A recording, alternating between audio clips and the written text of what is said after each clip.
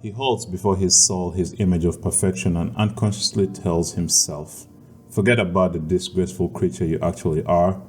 This is how you should be. So how did we get here? When people are developing as humans, they face external issues from other people like their parents. An example could be a hateful or very critical parent or very distant parent. Since humans as children cannot survive without love and affection, they create an ideal image that provides false solutions to all of their needs that have not been met. Instead of using their energies to genuinely become their real self, they work so hard to become this ideal image that will solve all of their issues. The ideal image will turn them into gods. They want to be like this guy.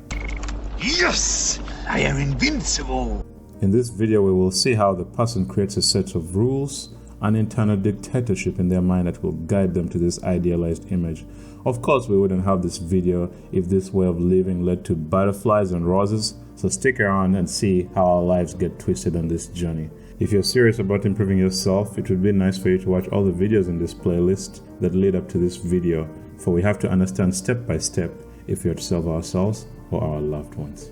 The person starts to mold themselves into this ideal image. They unconsciously tell themselves, forget about the disgraceful creature that you actually are. This is how you should be. So how do we know if a person is striving for a healthy image? In the unhealthy actualizing, the person has complete disregard for themselves. They need to become that image, otherwise they are doomed, and to be this idealized self is all that matters. The person starts to dictate their life with rules. They say, I should endure everything. I should understand everything. I should always be productive. They create a tyrannical set of rules to guide them to their ideal image. We're going to call these rules shoulds. It is as if the inner demon that will guide them to this ideal image says this. I am the law. Right here, right now, I am the law! If you've liked the video so far, you know what to do. You should click that like and you should click the subscribe button, as this will push such useful information to the rest of humanity. Back to our video, let's look at a short list of examples of shoulds one may have. I should have extreme honesty, generosity, justice, considerateness, unselfishness, courage.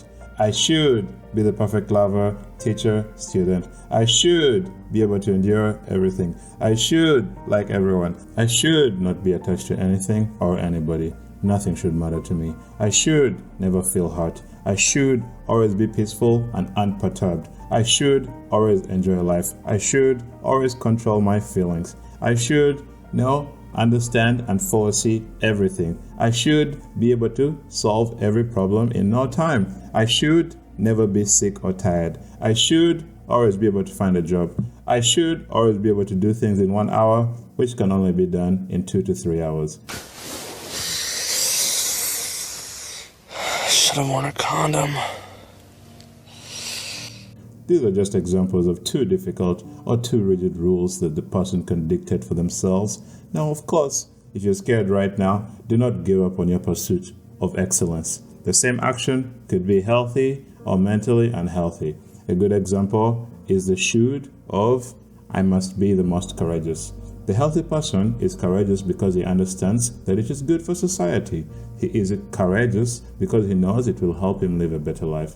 The want to be courageous is genuine, but the neurotic may be courageous because he wants to show off how courageous he is to himself or his friends or family. He is courageous because it makes him feel like a superhuman who is much better than everybody else. He hates it when someone is more courageous than him. He hates himself for being weak, or he can hate weak people. So we can see that courage is a good thing, but our reason for being courageous may be healthy or neurotic. If you're watching this, you only know what is deep in your heart. We need to catch our inner lies and deceptions like this kid. Okay, I'll talk. In 3rd grade, I cheated on my history exam. In 4th grade, I stole my Uncle Max's toupee and I glued it on my face when I played Moses in my Hebrew school play. In 5th grade, I knocked my sister Edie down the stairs and I blamed it on the dog. Okay, back to business. So what are some characteristics of these shoulds? The person always expects too much of themselves, and if called out on this, they will say, it is better to expect too much than too little. These high demands don't reveal the strange characteristics of this inner dictatorship, but let you and me dig out the real truth. The first strange thing is that the inner demands are so impossible for any human to carry out, but the person is not aware of this. A good example is a scientist who wants to do intensive science work in addition to 9 hours of work daily and also have an extensive social life. Yet after failed attempts to cut down on activity, he keeps going at the same pace. His demands that limitations in time and energy should not exist are stronger than reason.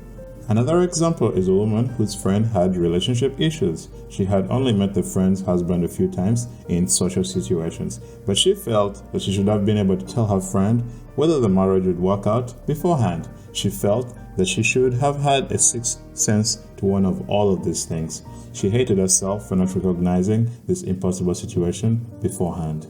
Another characteristic is disregard for natural conditions. Some people go to therapy and expect to finish their analysis in no time because they are so intelligent. But this type of progress has little to do with intelligence. Their intelligence actually hinders them because some think that recognizing their neurotic issues is the equivalent of outgrowing them.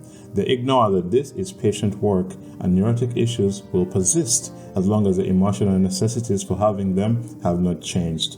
Disappointment and discouragement, of course, follow. It is as if they think like this. You know, people don't understand. I went to an Ivy League college.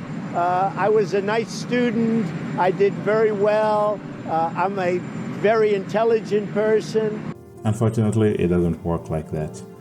Another characteristic is disregard for personal mental conditions. A common should among people is that one should never feel hurt. Now, of course, this is extremely hard to achieve. It is more like an ideal that we can strive for in life. But to take this seriously means that intense and patient work at our false pride at every factor that makes us vulnerable in life should be done. But most people have no concrete program in mind to make this come about. They have simply given an absolute order to themselves, denying or overriding the fact of their existing vulnerability. Another common demand is that I should always be understanding, sympathetic, and helpful. An example is a woman who could act charitably at times because she felt that she should be charitable, but she did not feel charitable. As a matter of fact, she did not feel much of anything for anybody.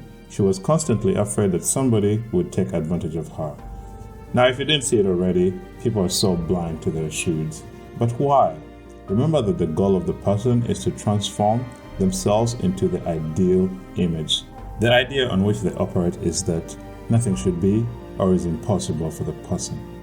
The person is a god in their eyes, but a god cannot do any wrong or think wrongly. And due to the deficiencies in their psychological lives, these should fill in the missing gaps. They cannot help but be blinded. Now, of course, this blindness clogs their thoughts and the way they see life. So in the next video, we will see how the blindness clogs their visions of the past, how the blindness disturbs their present life, and how these shoulds coerce the person to live a life other than they would genuinely like. Thank you. It's done. Yes, Mr. Frodo. It's over now. Thank you for watching. If you like this video, please like it and subscribe to the channel. And also check out my other videos. Have a good day.